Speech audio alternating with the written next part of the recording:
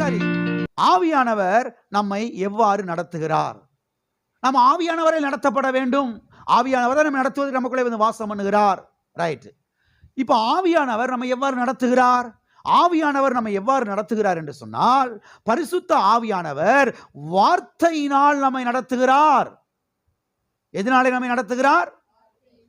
எழுதப்பட்ட வார்த்தையினாலே பரிசுத்த ஆவியானவர் நம்மை நடத்துகிறார். அவருக்கு பெயரே சத்திய ஆவியானவர்.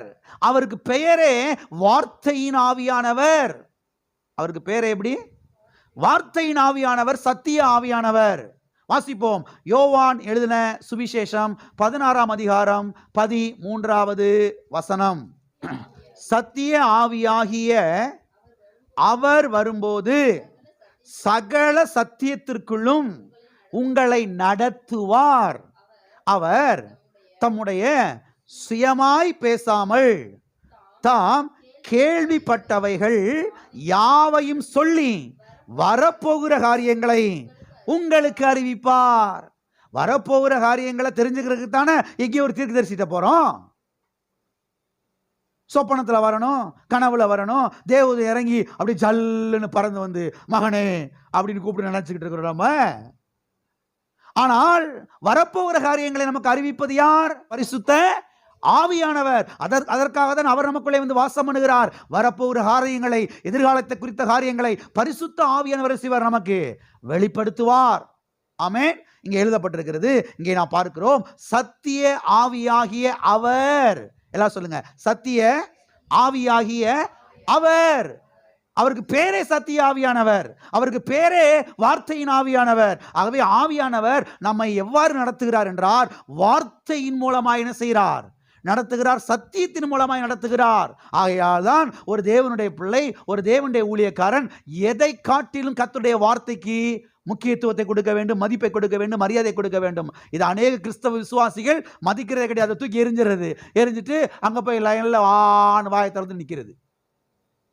அவர் தீர்க்கதரிசனம் சொல்ல மாட்டாரா? அவரு தீர்க்க தரிசனம் சொல்ல மாட்டாரா? சொல்லி அங்கே போய் கெட்டிச்சோரை கட்டிக்கிட்டேன்னு செய்யறது, புளியோரை கட்டிக்கிட்டு போய் அங்கே வீட்டு வாசலில் போய் படுத்து கிடக்கிறது 2 நாளைக்கு முன்னாடியே. அதுக்கு ஒரு ஜெபம் வேற. ஆண்டவரே ஐயா கிட்ட வெளிப்படுத்தும், ஐயா கிட்ட வெளிப்படுத்தும் ஜெபம் பண்றதுக்கு என்கிட்ட வெளிப்படுத்துக்குன்னு ஜெபம் பண்ண எவ்வளவு நல்லா இருந்திருக்கும். ஆவியானவருக்கு, ஆவியானவர் எவ்வளவு சந்தோஷப்படுத்துவார். ஆவியானவர் இந்த காரியத்தை குறித்து எனக்கு தெரியல, எனக்கு என்ன செய்யுங்க, வெளிப்படுத்துங்க. ஆமென். அப்படி ஒருவேளை தெரியலையா, ஆண்டவரே நான் இந்த சபையில தான் இருக்கிறேன், நான் இந்த ஊழியத்தில் தான் இருக்கிறேன், நான் இந்த மேய்ப்பணிக்கையில் தான் இருக்கிறேன், எங்க ஊழியக்கார்ட்ட பேசுங்க ஆண்டவரே அப்படி சொன்னா கூட பரவாயில்லை. அவர் யாரோ எவரை எங்கேயோ போய் நின்றுட்டு என்ன செஞ்சிருது, வாழ்ந்துட்டு கடைசியில் எல்லாத்தையும் இழந்துட்டு கடைசியில் உட்காந்துட்டு ஓன்னு கண்ணீர் வடிச்சு அழுது என்ன செஞ்சுட்டு இருக்கிறது, கதறிக்கிட்டு இருக்கிறது. எல்லாம் இருக்கிறீங்களா? ஆகவே பரிசுத்த ஆவியானவர் நம்மை வார்த்தையினால் என்ன செய்கிறார்? நடத்துகிறார். சத்திய ஆவியானவர் நம்மை வார்த்தையின் மூலமாய்த்தான் அவர் என்ன செய்கிறார்? நடத்துகிறார். ஒரு நாளும் எல்லாம் கவனிக்கிறீங்களா? எல்லாம் கவனிக்கிறீங்களா? ஒரு நாளும் கர்த்தருடைய ஆவியானவர், பரிசுத்த ஆவியானவர் எழுதப்பட்ட இந்த வார்த்தைக்கு மாறாக உங்களை வழி நடத்த மாட்டார். பரிசுத்த ஆவியானவர் எழுதப்பட்ட இந்த வார்த்தைக்கு புறம்பாக, மாறாக உங்களை நடத்த மாட்டார் என்பதை திட்டவட்டமாய் புரிந்து கொள்ளுங்கள். ஆவியானவர் வார்த்தையின் மூலமாய் என்ன செய்வார்? உங்களை நடத்துவார். அந்த ஆவியானவர் இந்த வார்த்தைக்கு ஆப்போசிட்டாக, எழுதப்பட்ட கர்த்தருடைய வார்த்தைக்கு மாறாக உங்களுக்கு எந்த ஒரு ஆலோசனை என்ன செய்ய மாட்டாரு? கொடுக்க மாட்டார். அப்ப ஆவியானவர் தான் எனக்கு பேசினாரு, ஆவியானவர் தான் என்கிட்ட சொன்னாரு அப்படின்றத நீங்க எப்படி கிளியர் பண்ணிக்கலாம்? ஆவியானவர் தான் என்கிட்ட பேசினார் இன்னைக்கு அப்படின்றத எப்படி நீங்க கிளியர் பண்ணிக்கலாம்? எழுதப்பட்ட கர்த்தருடைய வார்த்தைக்கு ஆவியானவர் சொன்னது ஒத்து போகும். புரிந்து கொள்ளுங்கள், புரிந்து கொள்ளுங்கள். ஆவியானவர் எழுதப்பட்ட வார்த்தைக்கு ஆப்போசிட்டாக, எதிர்மறையாக, அதற்கு மாறாக ஒரு நாளும் உங்களுக்கு ஆலோசனை கொடுக்க மாட்டார். உங்களை என்ன செய்ய மாட்டார்? அவர் நடத்த மாட்டார். எனக்குள்ள ஆவியானவர் தான் பேசினாரு, எனக்குள்ள ஆவியானவர் தான் சத்தம் கொடுத்தாரு, ஆவியானவர் தான் எனக்கு உணர்த்தினார் என்பதை எப்படி நீங்க அறிஞ்சுக்கலாம்? எழுதப்பட்ட அவருடைய வார்த்தைக்கு ஆவியானவர் சொன்னது என்ன செய்யும்? ஒத்து போகும். எல்லாம் இருக்கிறீங்களா? உங்களுடைய கேள்விகளுக்கு பதில் சொல்லுகிறேன். அநேக சபைகள் அதெல்லாம் சொல்லிக் கொடுக்கறதே கிடையாது. எதுக்கு எடுத்தாலும் ஏன்ட்ட வா, நீ நான் அவ்வளோ புரியாளா, உன்ட்ட ஆவியானவர் பேசிடுவாரா? உன்ட்ட ஆவியானவர் பேசிடுவாரா? உனக்கெல்லாம் தெரிஞ்சிருச்சா அப்படின்னு என்ன செய்யறது? என்னத்தையும் சொல்லிக்கிட்டு இருக்கிறது. அப்படி இல்லை. ஆவியானவர் உங்களுக்குள்ளே இருக்கிறார். வார்த்தை உங்கள் கரத்தில் இருக்கிறது. ஆமென். ஆவியானவர் உங்களை நடத்த விரும்புகிறார். உங்களை அவர் கைட் பண்ண விரும்புகிறார். அவரால் நீங்கள் நடத்தப்பட வேண்டும். வேற எதினாலேயும் யாராலையும் நீங்கள் நடத்தப்படக்கூடாது. ஆமென். ஆவியானவர் தான் உங்களை என்ன செய்ய வேண்டும்? நடத்த வேண்டும். எனவேதான் ஆவியானவரால் நடத்தப்படுவதற்கு நம்மை அவருக்கு ஒப்பு கொடுக்க வேண்டும். இந்த ரோமருக்கு எழுதின நிருபம் 8ஆம் அதிகாரம் 14ஆம் வசனத்தை நல்லா பிடிச்சுக்குங்க. ஒவ்வொரு நாள் சொல்லுங்க, ஆவியானவரே நான் உம்மாலே நடத்தப்பட வேண்டும். பரிசுத்த ஆவியானவரே என்னை நீர் நடத்தும். நான் சொல்றேன், அநேக கண்ணீருக்கு, அநேக ஆபத்துகளுக்கு, அநேக வேதனைகளுக்கு நீங்கள் தப்பித்துக் கொள்வீர்கள். உங்கள் குடும்பம் தப்பித்துக் கொள்ளும். ஒவ்வொரு நாள் எழுமனுடைய இந்த ஜெபத்தை செய்யுங்க. ஆவியானவரே உம்மாலே நடத்தப்பட வேண்டும். ஆவியானவரே உம்முடைய ஆளுகைக்கு என்னை அர்ப்பணிக்கிறேன். உம்முடைய ஆளுகைக்கு ஏதோ அறகுறையெல்லாம் இல்லை, லேசா அப்படி தொட்டு தொடச்சலாம் கிடையாது. ஆவியானவரே உம்முடைய ஆளுகைக்கு என்னை பரிபூரணமாய் அர்ப்பணிக்கிறேன். பரிசுத்த ஆவியானவரே உம்முடைய நடத்துதலுக்கு என்னை முற்றிலுமாய் ஒப்பு கொடுக்கிறேன். என்னை நீர் நடத்தும். என்னை ஆட்கொள்ளுங்க ஆவியானவரே. ஆவியானவர் எழுதப்பட்ட உடைய வார்த்தையினாலே என்னை நடத்தும். எப்படிப்பட்ட அருமையான ஜெபம் தெரியுமா? வளர்ந்த ஒரு ஜெபம், வளர்ந்த பிள்ளைகள் ஜெபிக்கிற ஜெபம். அதெல்லாம் எல்லாம் இருக்கிறீங்களா? போயிட்டீங்களா? ஆண்டவரே நான் வெளியே போறேன், பூனை குட்டி குறுக்க வரக்கூடாது. எது குறுக்க வரக்கூடாது? அது அந்த கருத்த பூனை பக்கத்து வீட்டுக்காரை வளர்க்குறியான், அது என்ன செய்யக்கூடாது? வரக்கூடாது. அவன் பாவம் வளர்த்துக்கிட்டு போறேன், சோறை ஏதோ வச்சு அவன் ஏதோ இதெல்லாம் கொண்டு வந்து இதில் போட்டு கனெக்ஷன் பண்ணி தொக்கி விட்டு என்னத்தை செஞ்சுக்கிட்டு இருக்க கூடாது. அதாவது நான் என்ன சொல்ல வரேன்னா, பூனைக்குட்டினாலே நீங்கள் நடத்தப்படக்கூடாது. எதினாலே நடத்தப்படக்கூடாது? பூனைக்குட்டினாலே என்ன செய்யப்படக்கூடாது? நடத்தப்படக்கூடாது. ஆண்டவரே வெளியே போகிறேன், பூனைக்குட்டி குறுக்கணி செய்யக்கூடாது. அதுக்கு ஒரு ஜெபம் அநேகர் செய்கிறாங்க பாருங்க. நீ கிறிஸ்தவ விசுவாசிங்க, இதெல்லாம் சொல்ல வேண்டியதாக இருக்குது பாருங்க. எல்லாம் இருக்கிறீங்களா?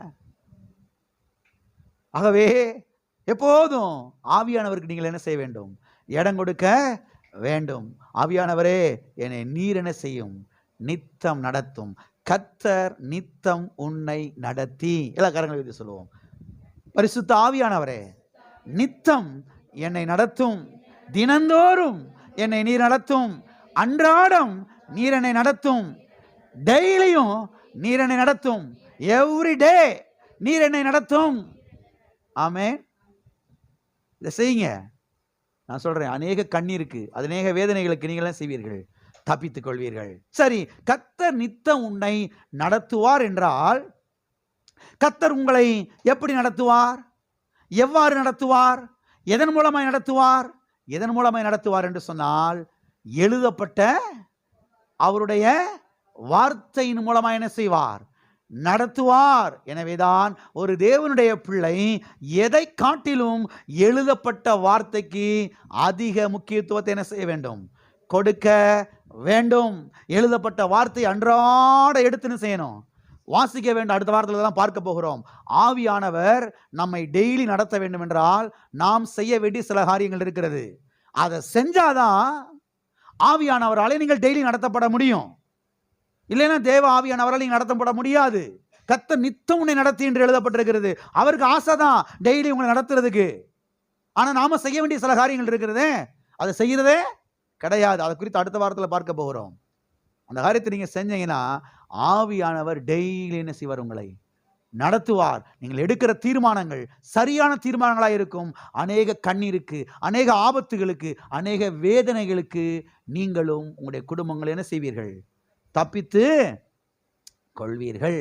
எனவே ஒரு தேவனுடைய பிள்ளை எதை காட்டிலும் எழுதப்பட்ட அவருடைய வார்த்தைக்கு முக்கியத்துவத்தை என்ன செய்ய வேண்டும்?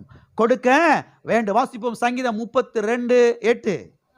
நான் உனக்கு போதித்து நீ நடக்க வேண்டிய வழியை உனக்கு காட்டுவேன், உன்மேல் என் கண்ணை வைத்து உனக்கு ஆலோசனை சொல்லுவேன். எவ்வளவு அருமையான வார்த்தை தெரியுமா அதெல்லாம்?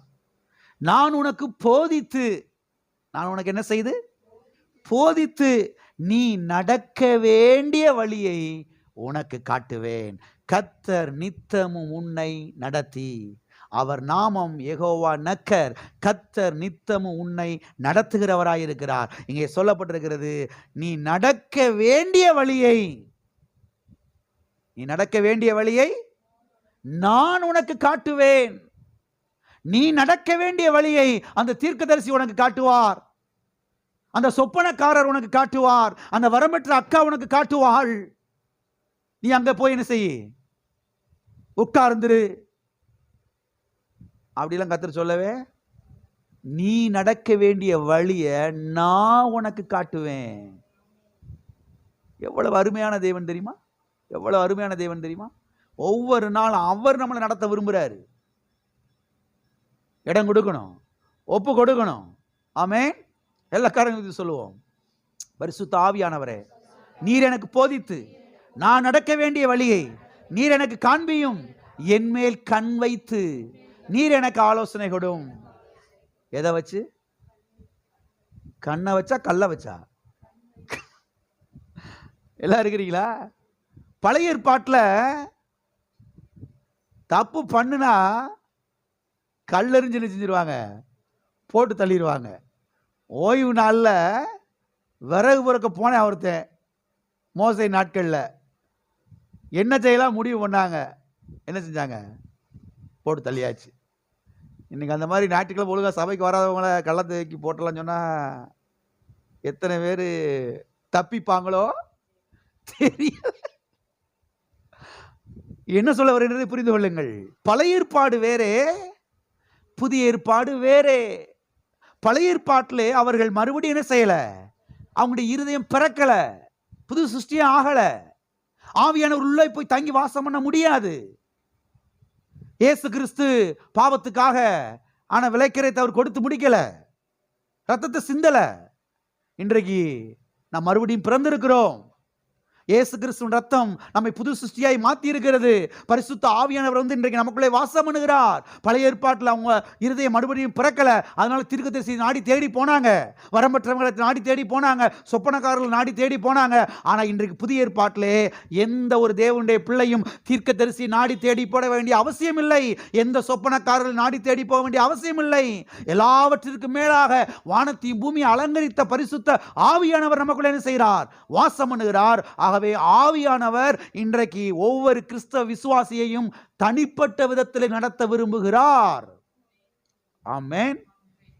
அதைங்க சொல்றாரு, நான் உனக்கு போதித்து நீ நடக்க வேண்டிய வழியை உனக்கு என்ன செய்வேன்? நான் காட்டுவேன். உன்மேல் என் கல்லை வைத்தல்ல, என் கண்ணை வைத்து. கண் என்பது சரீரத்திலே மென்மையான பகுதி, சாஃப்டான ஒரு பகுதி. கர்த்தர் என்ன சொல்றாருன்னா, உன்னைய நான் ஹார்டான நடத்த விருப்பப்படலை, உன்னைய மென்மை அப்படி கண் பார்வையில் என்ன செய்ய போகிறேன்? நடத்தணும் விருப்பப்படுறேன். சில வீட்டிலலாம் பார்த்தீங்கன்னா பிள்ளைங்க சலப்பலாம் கத்தும், அப்படி லேசாக அவங்க டாடி ஒரு பார்வை பார்ப்பார், அவங்க அம்மா அப்படி ஒரு பார்வை பார்த்தா எல்லாம் வாய மூடி. சில வீட்டில் அப்படி இல்லை, நீ என்ன வேணா கற்றுப்போ, அது வேற, அது வேற மாதிரி ஒரு இருதயம். எல்லாம் இருக்கிறீங்களா? கர்த்தர் பாருங்க, அப்படி ஒரு கண் பார்வையில் என்ன செய்கிறார்? உங்களை நடத்த விரும்புகிறார். வார்த்தையின் மூலமாக, வார்த்தை கொண்டு நடத்த விரும்புகிறார். ஆகவே எப்போதும் ஆவியானவருக்கு இடம் கொடுங்கள். ஆவியானவரே, நித்தமும் நீர் என்ன செய்யும்? நடத்தும். எல்லா கரங்களை வைத்து சொல்லுவோம், ஆவியானவரே நித்தமும் நீர் என்னை நடத்தும். ஆமென். வாசிப்போம் ஏசாயா 30 அதிகாரம் 21 வசனம்.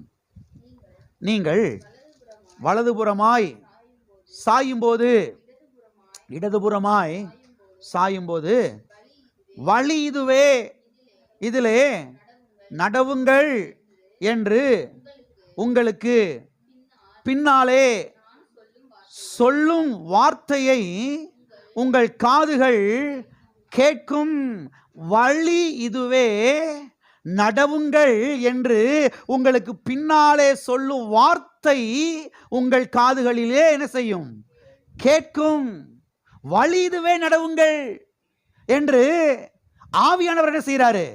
உங்களை நடத்த விரும்புகிறார். இப்படி திரும்பு, இப்படி திரும்பாத, இப்படி போ, இப்படி செய், இதை செய்யாத என்று ஆவியானவர் வார்த்தையின் மூலமாக என்ன செய்கிறார்? நமக்கு சத்தம் கொடுக்கிறார். எதன் மூலமாக சத்தம் கொடுக்கிறார்? வார்த்தையின் மூலமாக என்ன செய்கிறார்? அவர் நமக்கு சத்தம் கொடுக்கிறார். வழி இதுவே, நடவுங்கள் என்று வார்த்தையின் சத்தத்தை என்ன செய்வீர்கள்? நீங்கள் கேட்பீர்கள். ஜிபிஎஸ் கருவினாலே நீங்கள் நடத்தப்படுவீர்கள் அப்படின்னு கர்த்தர் சொல்லலை. ஜிபிஎஸ் கருவிக்காகவும் கர்த்தருக்கு ஸ்தோத்திரம். ஒரு ஊருக்கு போய் சேர்றதுக்கு செல்ஃபோனில் ஆன் பண்ணி எல்லாம் செட் பண்ணி வச்சா கரெக்டாக கொண்டு போய் என்ன செய்யுது? சேர்க்குது. கர்த்தருக்கு ஸ்தோத்திரம். ஆனால் தனிப்பட்ட வாழ்க்கையை ஜிபிஎஸ் கருவி வச்சு செய்ய முடியாது. அதெல்லாம் ஒன்றுமே செய்ய முடியாது. தனிப்பட்ட வாழ்க்கையில் ஆவியானவர் தான் என்ன செய்யணும்? உங்களை நடத்தணும். அவருடைய வார்த்தை தான் உங்களை என்ன செய்யணும்? நடத்தணும். பரிசுத்த ஆவியானவர், சத்திய ஆவியானவர் சத்தியத்தின் மூலமாக, வார்த்தையின் மூலமாய்த்தான் அவர் நம்ம என்ன செய்கிறார்? நடத்துகிறார். ஆகவே எழுதப்பட்ட வார்த்தையை கவனியுங்கள். உங்களுக்குள்ளே வாசம் பண்ணுகிற பரிசுத்த ஆவியானவருடைய அந்த உணர்த்துதலை கவனியுங்கள். அவர் உங்களை நித்த நடத்த விரும்புகிறார். அவர் உங்களை அன்றாட நடத்த விரும்புகிறார். அவருடைய நடத்துதலை கவனியுங்கள். நான் சொல்லுகிறேன், நீங்கள் வாழ்ந்து சுகமாயிருப்பீர்கள். நீங்கள் நீர்ப்பாய்ச்சலான தோட்டத்தை போல இருப்பீர்கள். நீங்கள் வற்றாத நீரூற்றை போல இருப்பீர்கள். ஆமென். வறட்சியான காலத்திலையும், தேசமே வறட்சியா இருக்குது, ஆனா இவன் மாத்திரம் செழிப்பா இருக்கிறான், ஆசீர்வாதமா இருக்கிறான், பச்சை பசேன்னு இருக்கிறான். ஏன்னா இவனை கர்த்தருடைய ஆவியானவர் நித்தமும் நடத்துவதற்கு ஒப்பு கொடுத்திருக்கிறான். ஆமென். கர்த்தர் நடத்துவதற்கு ஒப்பு கொடுத்திருக்கிறதுனால தேசமே பஞ்சத்தில் இருந்தாலும், ஊரே பஞ்சத்தில் இருந்தாலும் இவன் பஞ்சம் என்ன செய்ய மாட்டான்? இருக்க மாட்டான். இவன் செல்வ செழிப்பு, ஆரோக்கியமும் மகிழ்ச்சியா நிம்மதியா என்ன செய்வான்? இருப்பான். ஆமென். சரி, கர்த்தர் எதற்காக நம்மை நித்த நடத்த விரும்புகிறார்? எதற்காக அவர் நித்த நம்மை நடத்த விரும்புகிறார் என்று தெரியுமா? இந்த பூமியிலே நாம் நன்றாயிருப்பதற்காக, இந்த பூமியிலே நாம் வெற்றி பெறுவதற்காக, இந்த பூமியிலே நாம் செழிப்படைவதற்காக, இந்த பூமியிலே நாம் வாழ்ந்து சுகமாய் இருப்பதற்காக, இந்த பூமியிலே நாம் சாட்சியாய் வாழ்வதற்காக பரிசுத்த ஆவியானவர் நம்மை யெகோவா நக்கர் நம்மை நித்தம் என்ன செய்கிறார்? நடத்த விரும்புகிறார். எல்லாரும் இருக்கிறீங்களா? மறுபடியும் ஏசாயா 58:11 நாம் வாசிப்போம். ஏசாயா 58:11. கர்த்தர் நித்தமும் உன்னை நடத்தி மகா வறட்சியான காலங்களில் உன் ஆத்துமாவை திருப்தியாக்கி உன் எலும்புகளை நினமுள்ளதாயாக்குவார். நீ நீர்ப்பாய்ச்சலான தோட்டத்தை போலவும் வற்றாத நீரூற்றை போலவும் இருப்பாய். நல்ல செழிப்பா இருப்பாய், நல்ல ஆரோக்கியமாக இருப்பாய், நல்ல நன்றாக இருப்பாய் என்று எழுதப்பட்டிருக்கிறது. நான் கேட்குறேன், நீங்கள் செழிப்பாக நல்லா இருந்தால் தான் சாட்சி என்ன செய்ய முடியும்? வாழ முடியும். நீங்கள் வச்சுக்க தொடச்சுக்கன்னு ஒன்றும் இல்லாமல் இருந்தீங்கன்னா சாட்சியாக வாழ முடியும் நினைக்கிறீங்க? சாட்சியாக வாழ முடியுமா? சாட்சியை வாழ அல்ல, நீங்கள் ஆரோக்கியமாக திடகாத்திரமாக இருந்தால் தான் சாட்சியை என்ன செய்ய முடியும்? வாழ முடியும். அப்போ நித்தம் கர்த்தர் உங்களை நடத்துவதற்கு நீங்கள் இடம் கொடுத்தீங்கன்னா நீங்கள் நல்லா செழிப்பாக இருப்பீங்க, ஆரோக்கியமாக இருப்பீங்க, நல்லா செழிப்பாக மகிழ்ச்சியாக இருப்பீங்க. அதன் மூலம் யாருடைய நாமம் மகிமைப்படும்? கர்த்தருடைய நாமம் மகிமைப்படும். சாட்சியாக இருப்பீர்கள் என்று சத்திய வேதத்தில் நாம் பார்க்கிறோம். ஆமே. ஓடி ஓடி சாட்சி சொல்லுவீங்க, அப்படி இல்லை, சாட்சியாய் இருப்பீர்கள். எப்போ சாட்சியாக இருக்க முடியும்? நீங்கள் நல்லா இருந்தால் தான், நீங்கள் சுகமாக இருந்தால் தான், நீங்கள் ஆரோக்கியமாக இருந்தால் தான், நீங்கள் செல்வ செழிப்பாக இருந்தால் தான் சாட்சியாக என்ன செய்ய முடியும்? வாழ முடியும். ஆகவே தேவனுடைய பிள்ளைகள் நன்றாயிருப்பதை, சுகமாயிருப்பதை, செழிப்பாயிருப்பதை நீங்கள் என்ன செய்ய வேண்டும்? விரும்ப வேண்டும். கர்த்தர் நித்தம் உங்களை நடத்த அவர் என்ன செய்கிறார்? விரும்புகிறார்.